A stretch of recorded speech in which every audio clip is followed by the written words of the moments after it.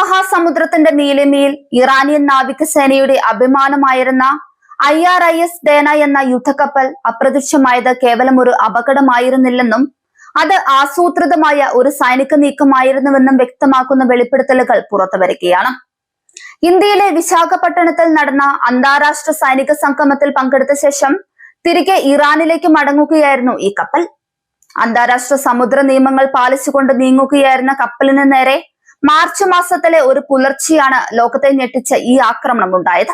ഈ ദുരന്തത്തിൽ നിന്ന് അത്ഭുതകരമായി രക്ഷപ്പെട്ട നാവികൻ ഹമീദ് മൊമേനിയുടെ വാക്കുകൾ പശ്ചിമേഷ്യൻ രാഷ്ട്രീയത്തിലും പ്രതിരോധ മേഖലയിലും വലിയ അലയൊലുകളാണ് ഉണ്ടാക്കുന്നത്.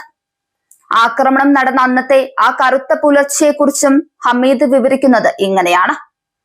സമയം പുലർച്ചെ ഏകദേശം 3 മണിയായിട്ടുണ്ടാകും. കപ്പലിലെ ഭൂരിഭാഗം നാവികരും നല്ല ഉറക്കത്തിലാണ്.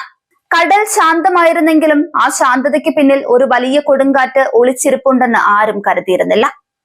യാതൊരുവിധ മുന്നറിയിപ്പോ നയതന്ത്രപരമായ സിഗ്നലുകളോ നൽകാതെയാണ് ആ ഭീകരമായ സ്ഫോടനം നടന്നത്. ഒരു അമേരിക്കൻ അന്തർവാഹിനിയിൽ നിന്ന് തൊടുത്തുവിട്ട 2 അത്യാധുനിക ടോർപിഡോകൾ കപ്പലിന്റെ മധ്യഭാഗത്തായി വന്നിടിച്ചു. കപ്പലിന്റെ ഉരുക്ക് കവചങ്ങളിൽ തുളച്ചു കയറിയ സ്ഫോടനത്തിൽ കപ്പൽ ഒന്നടങ്കം വായുവിൽ ഉയർന്നു താഴുന്നത് പോലെയാണ് അനുഭവപ്പെട്ടതെന്ന് അദ്ദേഹം ഓർത്തെടുക്കുന്നു. ആദ്യത്തെ സ്ഫോടനത്തിൽ തന്നെ കപ്പലിന്റെ വാർത്താവിനിമയ സംവിധാനങ്ങളും വൈദ്യുതി ബന്ധവും പൂർണ്ണമായും നിലച്ചു. ഇരുട്ടിൽ എന്തു ചെയ്യണമെന്നറിയാതെ പകച്ചുനിന്ന നാവികർക്കിടയിലേക്ക് കപ്പലിന്റെ തകർന്ന ഭാഗങ്ങളിലൂടെ സമുദ്രജലം ഇരച്ചു കയറാൻ തുടങ്ങി. എന്നാൽ വർഷങ്ങളായുള്ള പരിശീലനം സിദ്ധിച്ച ഇറാനിയൻ നാവികർ പരിഭ്രാന്തരാക്കാതെ കപ്പലിനെ മുങ്ങാതെ പിടിച്ചു നിർത്താൻ പരമാവധി ശ്രമിച്ചു. മണിക്കൂറുകളോളം കപ്പലിനുള്ളിലെ വെള്ളം പുറത്തു കളയാനും തകരാറുകൾ പരിഹരിക്കാനും അവർ പോരാടി. എന്നാൽ കപ്പലിന്റെ ഘടനയ്ക്ക് സംഭവിച്ച ആഘാതം വളരെ വലുതായിരുന്നു. കപ്പലിന്റെ ചരിവ് വർദ്ധിക്കുകയും അതേത് നിമിഷവും കടലിന്റെ ആഴങ്ങളിലേക്ക് പതിക്കുമെന്നും ബോധ്യമായതോടെ കപ്പൽ ഉപേക്ഷിക്കാൻ കമാൻഡർ ഉത്തരവിടുകയാണ് ഉണ്ടായത്.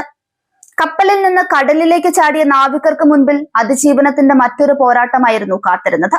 നടുക്കടലിൽ ലൈഫ് ജാക്കറ്റുകളുടെ സഹായത്തോടെ അവർ മണിക്കൂറുകളോളം നീന്തി. തങ്ങളെ തകർക്കാൻ അമേരിക്കൻ സൈന്യം എല്ലാ സജ്ജീകരണങ്ങളും ചെയ്തിരുന്നുവെന്നും എന്നാൽ തങ്ങളുടെ മനോവീര്യം തകർക്കാൻ അവർക്ക് കഴിഞ്ഞില്ലെന്നും ഹമീദ് അഭിമാനത്തോടെ പറയുന്നു. ഒടുവിൽ കടലിലൂടെ കിലോമീറ്ററുകളോളം നീങ്ങിയ ഇവരെ ശ്രീലങ്കൻ തീരരക്ഷാ സേനയുടെയും മറ്റും സഹായത്തോടെയാണ് രക്ഷപ്പെടുത്തിയത്.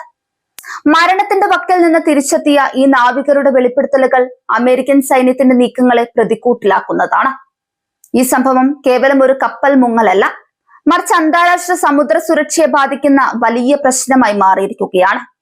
ഒരു സ്വതന്ത്ര രാജ്യത്തിന്റെ യുദ്ധക്കപ്പലിനെ അന്താരാഷ്ട്ര ജലപരിധിയിൽ വെച്ച് ആക്രമിച്ചത് വലിയ പ്രത്യാഘാതങ്ങൾ ഉണ്ടാക്കുമെന്ന് ഇറാൻ മുന്നറിയിപ്പ് നൽകുന്നു. പശ്ചിമേഷ്യയിൽ നേരത്തെ തന്നെ നിലനിൽക്കുന്ന സംഘർഷാവസ്ഥ ഈ വെളിപ്പെടുത്തലോടെ കൂടുതൽ സങ്കീർണമാകും. ലോകം മുഴുവൻ ഈ നാവികന്റെ വെളിപ്പെടുത്തലുകളെയും അതിനു പിന്നാലെ വരാനിരിക്കുന്ന നയതന്ത്ര നീക്കങ്ങളെയും ഉറ്റുനോക്കുകയാണ്.